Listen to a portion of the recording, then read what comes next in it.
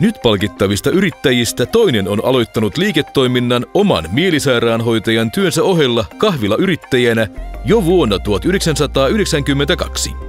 Tieliikennemuseo Mobilian kahvilasta toiminta laajeni nopeasti kutsuvierastilaisuuksien tarjoiluihin ja pitopalveluun. Talvet kuluivat päätyössä sairaalassa ja kesät erilaisten tapahtumien, muun muassa ladojen kokoontumisajojen ja jopa 800 hengen kansainvälisten tilaisuuksien muonituksessa. Vuoteen 2000 mennessä toiminta oli laajentunut niin, ettei sitä voinut enää tehdä oman toimen ohella. Yrittäjä oli työn ohella käynyt myös taidekoulun ja opiskellut kognitiivista psykoterapiaa, joten hän valitsi työn sairaalassa ja jätti yrityksen hetkeksi hiljaiseloon. Tässä vaiheessa palkittava yrittäjäpariskunta tapasi toisensa ja pian uusi idea alkoi kypsyä.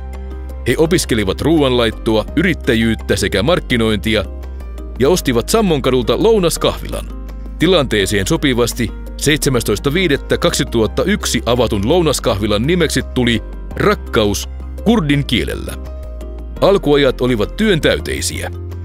Jokainen päivä alkoi leipomisella ja päättyi vasta ilta 10 jälkeen.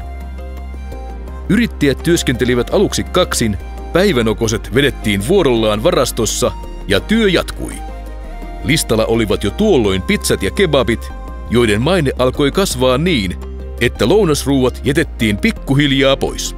Ratkaisu osoittautui oikeaksi. Asiakaskunta kasvoi.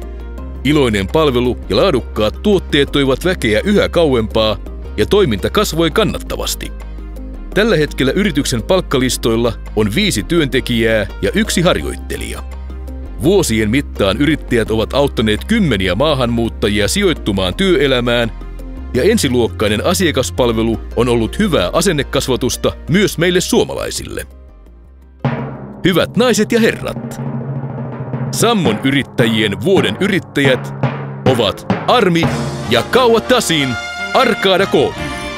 Kebab Pizzeria Evin.